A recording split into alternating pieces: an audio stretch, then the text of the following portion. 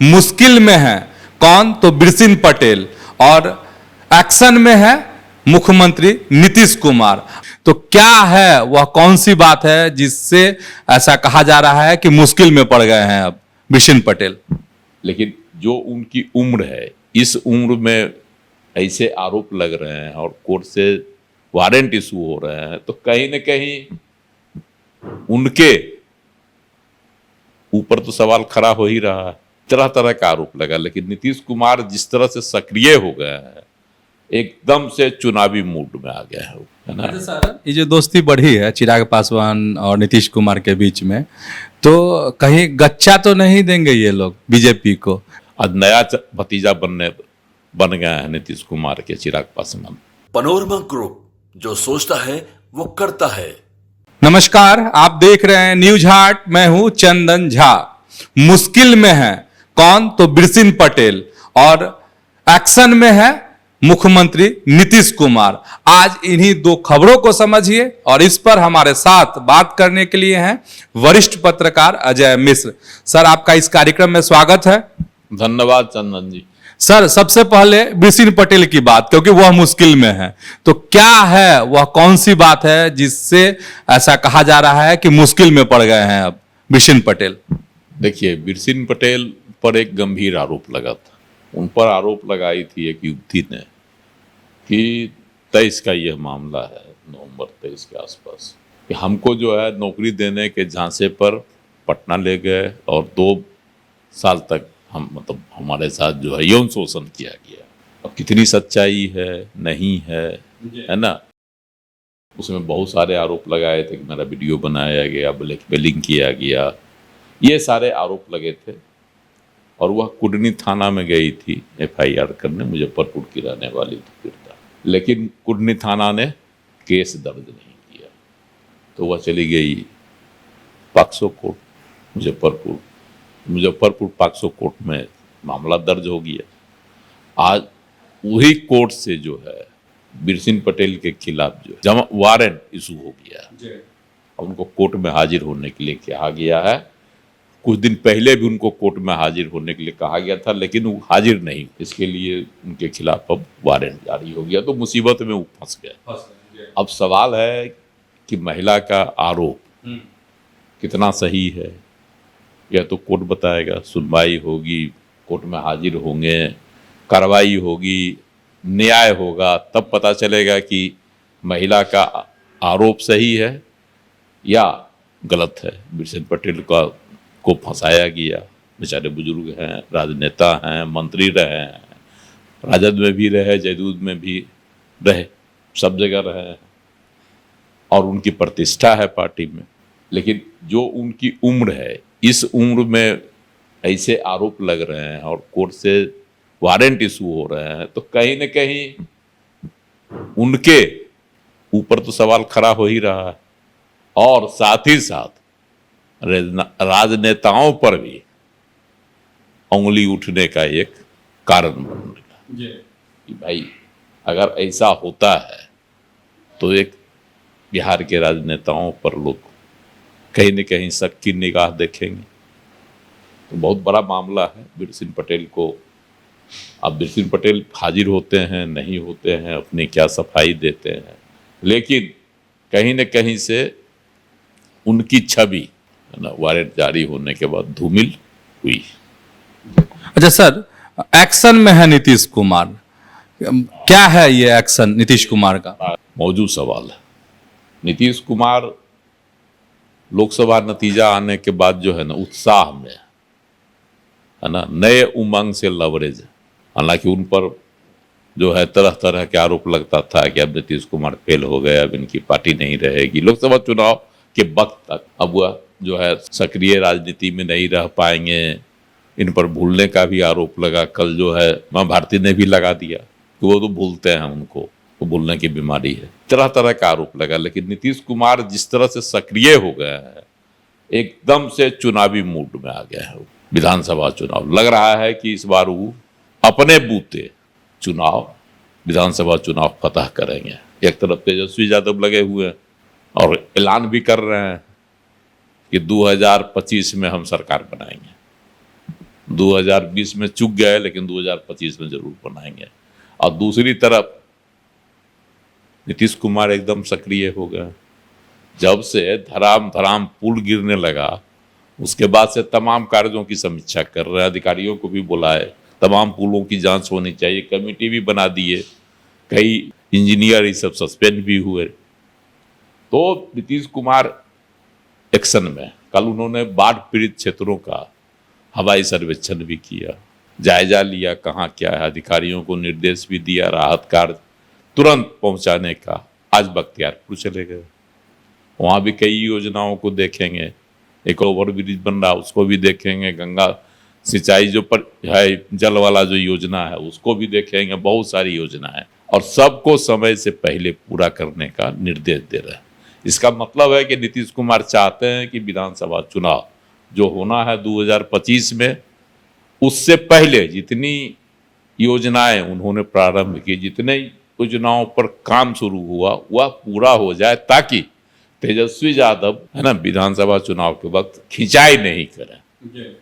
तेजस्वी यादव आजकल खिंचाई करते हैं नीतीश कुमार की है ना। जब से महागठबंधन से अलग होकर नीतीश कुमार एनडीए के साथ आए हैं, उस समय से नीतीश कुमार की खिंचाई कर रहे हैं। लेकिन नहीं सर, नरम नरम थे, एकाएक चुनाव नतीजा के बाद लगता है वो नरम उस समय करते थे। चचा पर भरोसा था कि चचा मेरे साथ फिर आ जाएंगे, लेकिन जब चचा नहीं गए और कह दिए कि हम अब दोबारा नहीं जाएंगे, उसके बाद से इन लोगों की आशा जो है ना टूट गई है। हालांकि लालू प्रसाद अभी भी आशान्वित है कि सरकार केंद्र की गिर जाएगी। तेजस्वी यादव ने भी कल कहा है रुपौली में कि सरकार चलने वाली नहीं है, गिर जाएगी। भगवान जाने कहाँ से इन लोगों को ऐसा भरोसा है, यही लोग जाने। लेकिन नीतीश कुमार जिस तरह से एक्टिव हैं, अपने अधिकारियों को कह रहे हैं, और तेजस्वी यादव को जिस तरह से करारा जवाब दे रहे हैं, खास करके उनकी माँ और बाबूजी की सरकार पर जो सवाल खड़ा करते हैं, तो इससे लग रहा है कि नीतीश कुमार भी सक्रिय है और इस बार 2020 की गलती वह दोहराना नहीं चाहते।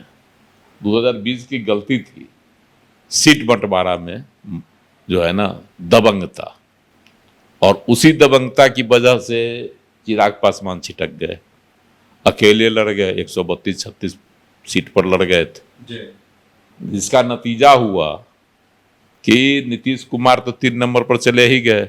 भाजपा को भी कई सीटों पर हाथ धोना पड़ा, नुकसान हुआ। हाँ, हालांकि ये लोग कहते हैं कि नहीं, चिराग पासवान को इसलिए खड़ा कराया गया था कि भाजपा अकेले जो है सरकार बना ले या सबसे बड़ी पार्टी बन जाए। लेकिन सबसे बड़ी पार्टी तो नहीं बनी, लेकिन एनडीए में बड़ा दल जरूर बन गई।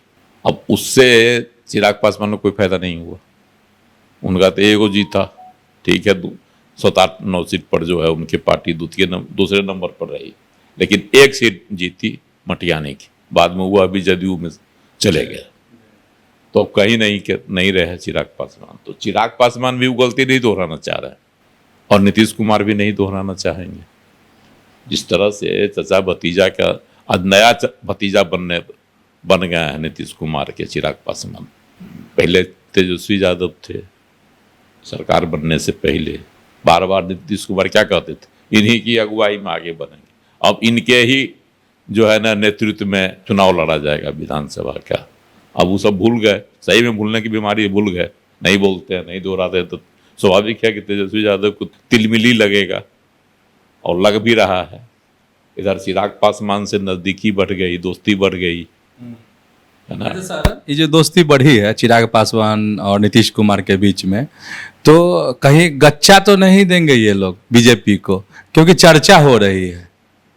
देखिए, नजदीकियां बढ़ी हैं, लेकिन इन नजदीकियों का जो सियासी मायने निकाला जा रहा है, तो चिराग पासवान बीजेपी को नहीं छोड़ेंगे।